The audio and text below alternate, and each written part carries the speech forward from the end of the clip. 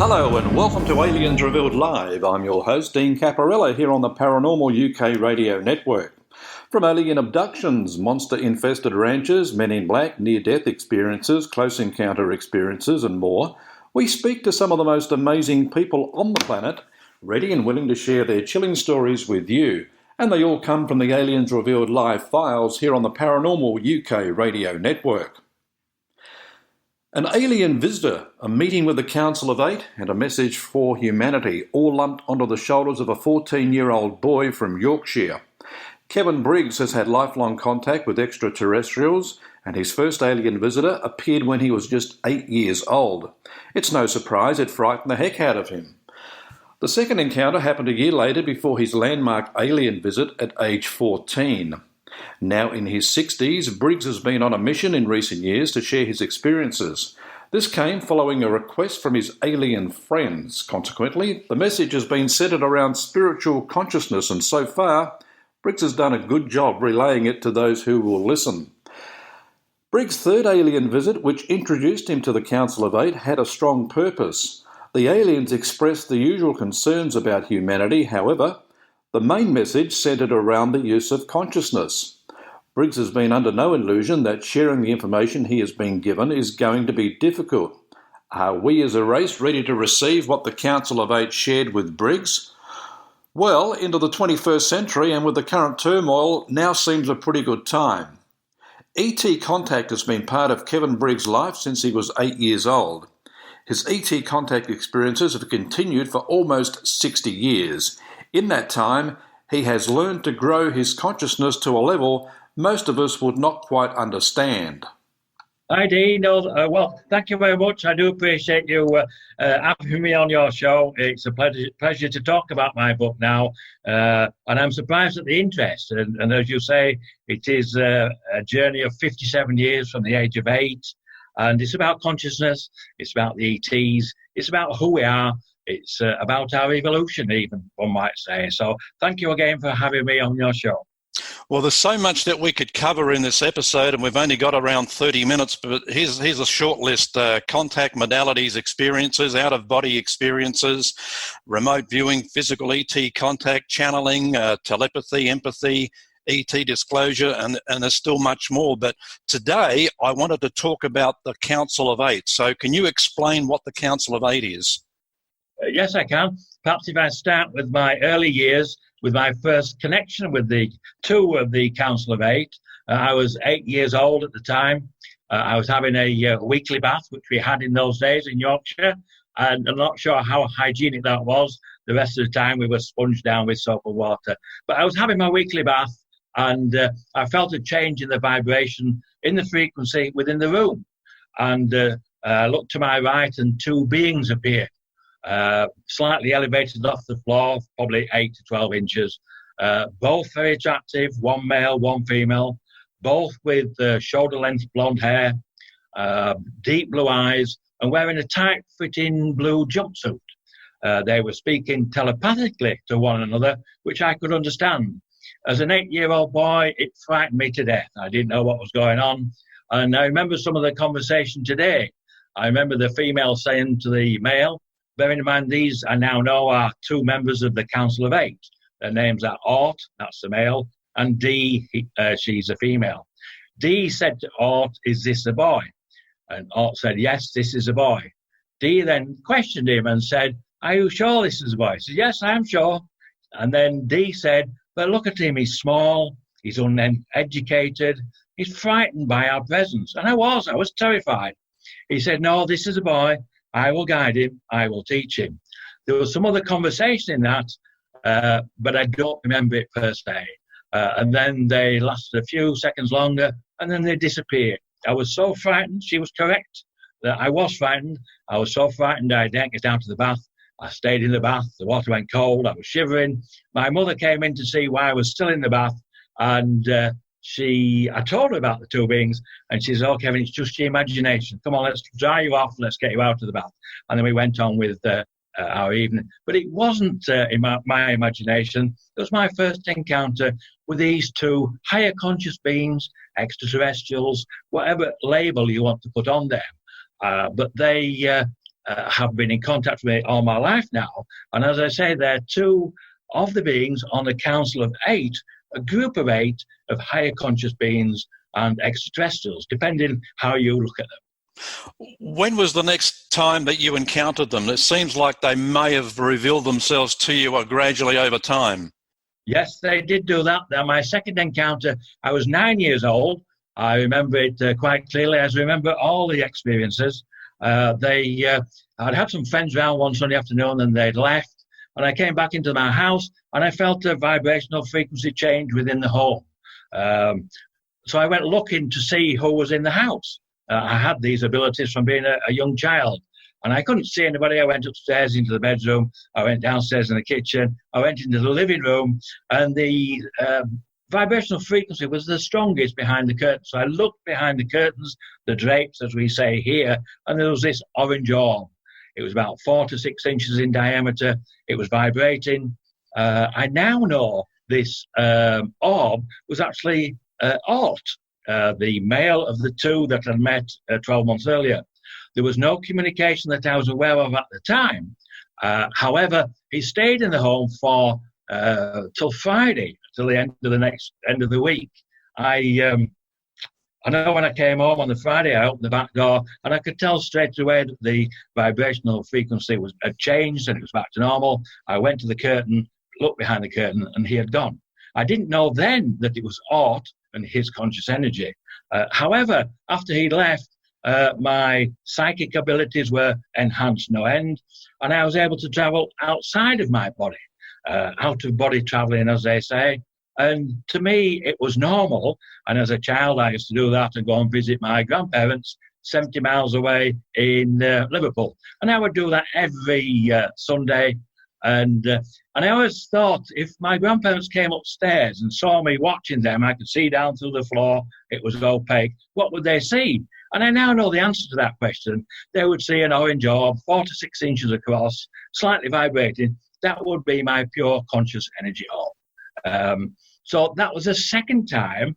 And from that encounter, they don't tend to sit me down in the classroom and teach me. They give me experiences. And from those experiences, I learn. What kind of experiences? Well, the next experience after that would be, let me think now, I would be 14 and I was actually introduced to the whole of the Council of Eight, not just Ort and D. And how that occurred, I had a paper round and I would obviously leave the house every morning.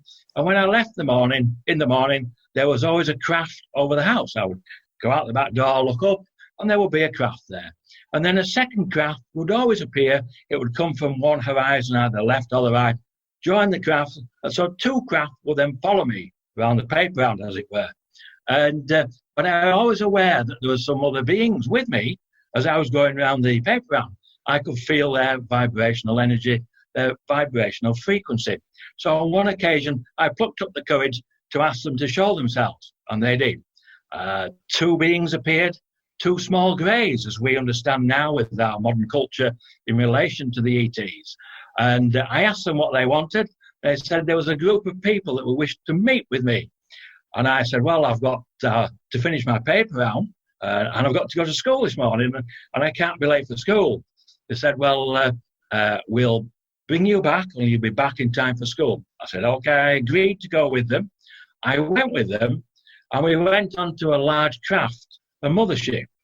And the only reason I know it was a mothership was because of the size of it. It was huge. We went into the hangar. We got out of the small craft. There was a small grey working on one of the craft who I've come to know now. His name is Tia. He's a pilot. He's a technician. And I've met him and interacted with him. I was then led down into an amphitheatre. And in the amphitheatre was a large group of people. The amphitheatre was full. At the front of the amphitheatre, there was a stage. On that stage were 8 beings. Now, at that time, I thought I was there to be paraded as a young human boy for these extraterrestrials to see. I was a little bit apprehensive, but I wasn't frightened. I was led down to the front of the amphitheatre, walked onto the stage, and I was introduced to the group of 8.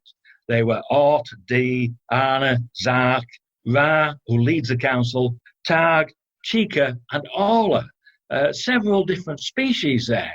And they describe themselves as a council of 8. They're responsible for this quadrant of the galaxy. They live within this quadrant of our galaxy at the moment. They're here in our solar system. So I was introduced to them all. So that was my first introduction. I was then taken back home.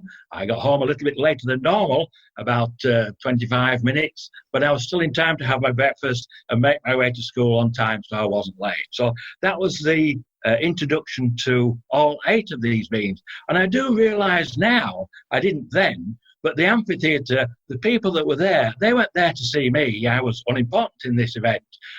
They are similar to like our council, our United Nations, where you have a gathering of people in an amphitheatre and the speakers or people addressing the audience on the stage. And that was the importance of that particular meeting. I didn't realise that as a child. I do now. Did you learn what their purpose was for being here? Yes, not at the time. Again, over a period of years, I've interacted with the whole of the group, all 8 of them, some more than others, but all 8. And their main purpose here is to help us develop, help us to learn, and they want to interact with us, share their technologies with us. They realise that we are polluting our planet, we are killing our planet. They have the technologies to help us turn that around and give us technologies so we can self-sustain our planet without killing it. They're concerned about us as a species, and they want to assist and help. So I'm trying to assist in that with the information they've given me. But the main thread of the information that they have given me is one of consciousness itself, and how we share that one consciousness, both with the trees, the plants, the animals, the earth itself, and all the other life forms within the universe. And they taught me how to communicate using consciousness itself, how to travel using consciousness itself, and how to create using consciousness itself. And that one consciousness links us all together as one life form within the universe that we all share. Do they realise that getting that message across to humankind could be a little bit difficult for people to kind of grasp that concept? I'm sure it is. I'm sure it is. And I have a difficult task, I'm sure, ahead of me. I've only spoken out about this in the last few years. And the only reason I did that was because 3 years ago, Orton D materialised in my bedroom again. I got up to go to the bathroom. It was 4 a.m. in the morning. And as I came back into bed, there was a bright light outside the window. The light came in through the window. The whole room lit up like a myriad of butterflies, but just pure white light. And then Orton D materialised at the bottom of the bed. I asked them, after pleasantries, what was the reason for their visit. And they said, Kevin, we want you to talk about your interactions with us. We want you to write about your interactions. In fact, we want you to write a book about your interactions. You will write 2 books. I said to them, well, I don't mind talking about my interactions, but I'm not a writer. And Art said, we will continue to guide you. We will continue to teach you, and we will give you information to include in the book, which they did. Then the following morning, I told my wife about the visitation, and I started writing the book. And it was published last year in May, and I'm surprised at the interest in the book. It's just been an amazing journey in 18 months, really. Yeah, it's called Spiritual Consciousness, A Personal Journey. And as we mentioned earlier, it covers 57 years of the experiences that you've had. And, of course, you can pick it up. I guess the most likely spot would be Amazon. Kevin, what I'm trying to wrap my head around is that there's been so much made of the fact that of the topic of disclosure and the fact that things are being kept hidden from us by the powers that be. But I find it fascinating that the ETs would actually want us to know about them. I mean, do you find that unusual? No, not at all. No, they have tried with our governments to make themselves known. Our governments do know that they are here. They have demonstrated to them on many occasions. They do know they are here. They've realised now that our governments are not going to disclose the full information, although I think there's been some turning point this year. So what they've had a change in their policy, and that is to contact individuals, to contact groups, to educate people. And now there's tens of thousands of people who have contact and interactions with the higher conscious beings, the ETs. And there's, as you mentioned earlier, there are many different modalities of contact. I'm fortunate to have all the modalities apart from the near-death experience. They didn't give me that one, but I have all of the modalities that they've shown me that they've used in communication. And I always get confirmation or ask for confirmation when I receive information. So I'm very confident in the information they've given me. And I say, I'm not alone in this. I am surprised myself at the tens of thousands of people who are already aware of this. Maybe not of the Council of Eight per se, although since I've been speaking about the Council of Eight, my mission, I've had people contact me and had confirmation from them in relation to their own contact the groups, the same group of Council of Eight. So I'm not alone in this, and I'm unimportant in this. If they hadn't asked me to do this 3 years ago, I would never have spoken about it. It's just part of who I am. I'm happy with the interaction. I've always enjoyed it, and it's been beneficial and made me a happy person. Yeah, I was going to ask whether there were others that were being visited by the council. So have they stepped up their appearances over the last few years, maybe because of the predicament that humanity is in at the moment? Yes, I would assume so. I don't know for definite, but I know there was a recent prophecy fulfilled by a Brazilian mystic called Chico Xavier. And 50 years ago, he stated that if we had this was on, let's see what date it was now, July 20th, I forget the date now. It was 50 years ago anyway. And he said that if we had 50 years of peace without nuclear war, then the ETs would step up their showing of the craft and contact more people. And that was fulfilled 50 years ago this year, 20th of July, 2019, 50 years to the date. I was actually at a conference, and over the whole weekend there were numerous crafts seen, and one craft was seen for 1 hour, 20 minutes. And that really fulfilled the prophecy to the day, 50 years. And we will continue now. And part of that prophecy was to extend to a full physical visit by the ETs. That's what I'm working towards now for 2020. They have given me an exact date now. They want to meet with our government representatives on February the 1st, 2020 next year. I've already been in contact with the Office of the Outer Space Affairs Committee and Nicholas Hedman.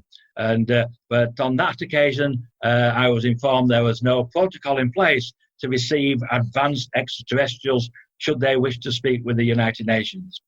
However, I've just recently emailed him again yesterday, or Sunday it was. I haven't had a response yet because I know there are other groups working towards the mandate protocol being implemented at the UN, and there may well be some success in that.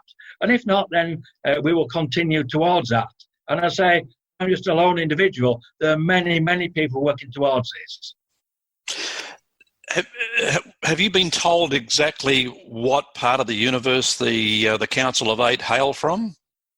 Right, they come from different parts, different areas. They're from the Pleiades, Sirius, Orion, Reticulus. I forgot the name of that one now, but about 4 or 5 different places that are local to us within where we are situated in the universe, as it were. So you're fairly local. I'm sure many, many light years away, but yeah, so they are local. Okay, so they seem like they've been more hands-off, but if humanity was suddenly going to blow itself up, would they step in to stop it? Yes, that's they did tell me quite a while ago now that the only reason they would step in would be if there was a nuclear war. And they've told me that in the past we've reached this level of technology and we destroyed ourselves, and they won't let that happen again. They've taken particular interest in our nuclear weapons. They've even demonstrated to our governments that they can disarm them. They've demonstrated that they can set the launch code going. And they've also demonstrated that they can shoot them out of the atmosphere if they need be. So that's the only time. But they don't want to do that. They want to be greeted as ambassadors, as we would greet someone, say, from another country, someone from Europe, someone from the Middle East. That we need a protocol in place, as they have protocols in place to meet those people, those ambassadors, and that's what we need for the ETs. We've been in this position before, haven't we? I mean, there's archaeological evidence around to suggest that there were civilizations well before man first appeared on this planet. Yes, it would appear that. I'm an avid fan of the Ancient Aliens. I'm sure it's a very popular program. It's been on many years now. And there's a lot of information there in relation to the past cultures that we've had, the past cultures that were possibly extraterrestrial in nature. But again, most of this information has been kept in the dark, where we haven't been educated about it. So now speaking about these ETs, but because there's so many people speaking out, and I know the scientific community now are speaking out in relation to the ETs as well. Okay. You're in the process of completing a second book. Your first, of course, Spiritual Consciousness, A Personal Journey. Is this second book connected with your experience with the Council of Eight? Yes. Well, it is and it was, shall we say, because I was contacted by Ray Hernandez a few weeks ago in relation to, he's formulating a new book and he's formulated a new Consciousness and Contact Research Institute. And in that, he's having 45 different authors contributing with a chapter. The majority of these are leading scientists, both in consciousness and all the modalities of contact. He's asked me to contribute a chapter for this book, which I'm just about completed now. And so I'm going to submit that to Ray Hernandez for his consideration. If he accepts it, then I won't write the second book. As I say, I'm not a writer per se. I've just done what I've been asked to do. So all the information about the Council of Eight, all the information we've just spoken about today will be in that chapter. Okay. So the relationship between consciousness, cosmology, and contact with non-human intelligence, what is it via the contact modalities? What's that relationship? Well, they're all linked by consciousness itself. Consciousness is the conduit for all the modalities of contact. And once we realize that, and once our scientists realize that, then we will move on. Our evolution will be accelerated. And that's the reason the ETs, higher conscious beings, wish to now reveal themselves to our government representatives and share their technologies with us. We are in difficult times. We are polluting our planet. It is dying. And if the planet dies, we die. They don't want us to die. They don't want the planet to die. So they are here to assist us. Okay. So developing our consciousness as a race, does that mean we stop using things like fossil fuels? Oh, without a doubt, without a doubt. They've already told me that they have zero-point energy technologies that we can tap into, and they will share all that information with us. We may even have that ourselves. Perhaps we've developed that already, but it's not being shared with us. I don't know about that, but yes, that is one of the things they will do, yes. Okay, so just explain zero-point technology to people watching. Oh, I don't know that I can. My only understanding will be that the energy is all around us all the time, and you tap into that energy. I know Tesla did that when he was a scientist, but I think all that information was quashed. I am not a scientist. They have given me some rudimentary understanding of the quantum unified field theory and the theory of everything. But they only did that as a demonstration of using consciousness for communication and give me an understanding. And when they gave me those two downloads of information, which is a modality of contact, I asked for confirmation. And on that occasion, I asked for confirmation of a craft. On the first occasion, one craft appeared, and the second craft, the third craft, 7 crafts appeared. My wife saw them. They moved silently over our head and then moved off at an angle of about 80 degrees and disappeared sequentially in the order that they had appeared. On the second occasion, when they gave me the download about the theory of everything, I asked them for confirmation and asked them to show me a craft. A craft appeared, it flashed once, twice, 3 times, and disappeared. That was confirmation for me in relation to that particular download modality of contact. And I do that with all the modalities. So it took some learning to differentiate between telepathic communication and your own thoughts. But I have a full understanding of that now. I'm very, very comfortable with it. Okay, Kevin, you're also involved with the CE5 experiences?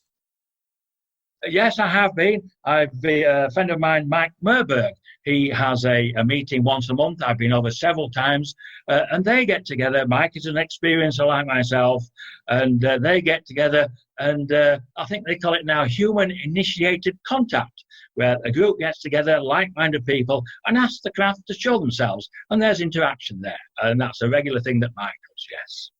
So what's next going forward for you, Kevin? Next going forward for me, well, we have this date at February the 1st, 2020, which I'm working towards. However, it is dependent on this mandate protocol being implemented at the UN.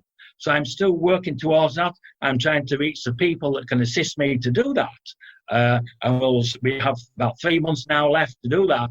And as I say, it is dependent upon that. But recently, I was in New York, just on a short vacation with my wife. I was reading an article by Dr. Joseph Briggs on my phone, and it was an article about experiencers like myself who've had a dream about another modality of contact, a dream about craft appearing all over the world, over the large cities. And I've had that dream 3 times throughout my life. And I know each time I woke up, I was disappointed that it was only a dream. So I made a comment, I think, on the post. I put the phone down. I then looked out of the window, and we were in Manhattan, and I could see 2 skyscrapers, and beyond those was Central Park at the top of the trees, and 15 UFOs appeared as I put the phone down. They moved about. At first I thought they were fireworks. It even impressed me with all my contact to see 15 just appear like that, and they moved about, they disappeared, they came back again, they formed formations, and that was a contact with me directly for 2 reasons. One, to confirm the post that Dr. Joseph Briggs had posted, and to show me the craft as a precursor to what they're hoping to do in February next year. So I'm very comfortable with the information they give me. And I say, I always ask for verification, confirmation, and I do that in many ways when I have this contact. So, and I say I'm not alone in this. There are others that do it, but perhaps they haven't been asked to speak out about it yet. But I'm sure they will. I am being contacted now by many people who have their own contact, who, like me, had never spoken out about it. But because I am, they are now willing to speak about it. So. Okay. Now, I'm asking everyone this question, and it's about disclosure. So what do you think the world will look like post-disclosure? Well, I think there will be big change. I think there will be turmoil initially. But in the long run, we'll have a planet that we're able to sustain. We will have this free energy for everybody. And we will be raised to a higher vibrational frequency where I believe we will become more intelligent, we'll be more empathic, more compassionate towards one another. And we will probably dispense with all the tribal wars that we have over land, over money, over fuels. We will no longer need that. And then we will be a healthy population because we will be given information in relation to how to heal ourselves and their technologies to help us assist us in that. So I think the long-term prognosis is very good. The short-term, there will be some turmoil, I'm sure. And I'm sure it's not an easy road. I know I speak about it. It's my mission now. They've asked me to do it, and I'm fully committed to doing it. But I am under no illusion. It's a huge undertaking for a planet such as us to change our views, change our values, and welcome these higher conscious beings, these visitors, to assist us.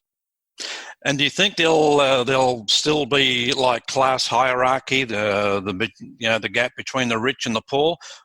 Because it seems like with post-disclosure, I think would come the end of things like poverty and starvation. One would hope so, yes. So the gap will narrow tremendously. I think some of the elites with all the excessive monies that they have, that perhaps that will disappear. And the really, really poor who struggle, who still starve in our societies today, there will be sufficient food to go around, sufficient shelter, so they can have a sustainable, happy environment to live in, yes, I'm sure. Kevin's been a fascinating chat today. Your book, Spiritual Consciousness and a Personal Journey, as I said, available from Amazon? Yes, it's on Amazon. It's on Kindle as well. In fact, I have a copy here somewhere. Let me just show you. There we are. Look, so there we go. So there we are. So yeah, it's I think it's $11.99 on Amazon, and I think $3.99 on Kindle. So yes, if you're interested. Well, Kev, thanks for joining us, and we'll watch your progress with interest, and we hope to have you back on the program once again. Okay, well, thank you, Dean. I do appreciate you being asking me to be on your program. Without people like you, I cannot get my message out there, and let's see where it takes us. That's contact experiencer Kevin Briggs. The term Star Children has fascinated the ufology community for some time now. With more research being conducted, it's becoming apparent that star kids are real, and we need to begin taking notice of how humanity is changing as a species. Mary Rodwell is recognised as one of the world's leading researchers in the UFO and contact phenomenon area. She's the founder and principal of the Australian Close Encounter Resource Network, more commonly known as ACERN. Well, the clue for me, Dean, was this. Over looking at patterns, because with this experience, we know that now from our surveys that 75% of it is non-physical. So when you see the patterns of the person having the experience, like the parent, and the parent will talk about their experiences, they'll talk about how it through their experiences they expand in their awareness, becoming more clairvoyant, clairaudient, their intuitive abilities, for example, are expanded. And then you find that you've got a child, or they find they've got a child that's labelled ADHD or Asperger's, and they're saying, why would I have a child if they are, if you like, expanding my senses? Why would they then create a child that appears to be dysfunctional? And over the years, I looked more and more about, from, if you like, the mindset of these intelligences. And one of the gentlemen that gave me a clue was Neil Gold. He's a ufologist experiencer in Hong Kong. And he wrote the book, Close Encounters of the ADHD Kind. And he talked about when he was a kid, he saw reality differently. It was an expanded sense of the matrix, if you like. And he said, I knew I saw reality different to other people. And he said, so he retranslated his experiences as always dialed into higher dimensions. That gave me a clue, because the other bit with this, Dean, and you need to really go through the process that I talk about in my presentations, is what has been happening is over many hundreds of years, Western society has been educated into a mindset, a 3D mindset that says anything outside of physical senses is not real. We have it in psychology, the sciences, and it is a materialistic, mechanistic way of looking at reality, and us as saying we're nothing more than a physical body. But most of us will experience intuition, sensing, feelings, knowings that we can't quantify with our left brain. But because of our programming, we're inclined to look at that with distrust, inclined to look at anything outside of our physical senses as something that if we get involved with it, we're going to go crazy, or something's going to happen to us, because that's even what psychology says. Mm-hmm. Psychology says anything outside of your senses, you really need to look at your mental health or whatever. Whereas most of us now will recognize there are people that have the gift of seeing beyond the physical senses. We'll see spirits, we'll see orbs, we'll see energy fields, we'll become more aware of information that they haven't consciously learned. So the way that I looked at it was that we've been programmed into this mindset, these children appear to be wired differently, so they're not programmed into that mindset anymore. So they then can still be open to this ability that we all have, but haven't been programmed into the box, which many of us have been, where we question everything intuitively, whereas they are already naturally aware to that, and they're not being programmed back into that 3D mindset because of their wiring, because it's different. And what do we do with ADHD? We slow them down with Ritalin so that they can be programmed. And to give you a sense of one young lady who was 9 years old that spoke to me from Sweden, who basically said to me, when you go to school, you are programmed by the teachers. They just press the keys. In other words, they program you out of your light. In other words, they program you out of trusting your multidimensional awareness, your intuition, your sensing, your knowing. That awareness that we are all born with is basically shut down. And these kids are harder to shut down because they're wired differently. And that's actually an upgrade in terms of what my research has been showing. That's Mary Rodwell, who says this new generation of star children appears to be quite different in the way they see the world and reality. This is an interview you don't want to miss. It's on the next episode of the Aliens Revealed Live Files. Well, thanks for being with us. Don't forget to check out our site at arlhub.com, arlhub.com. And as always, keep looking upwards and take care.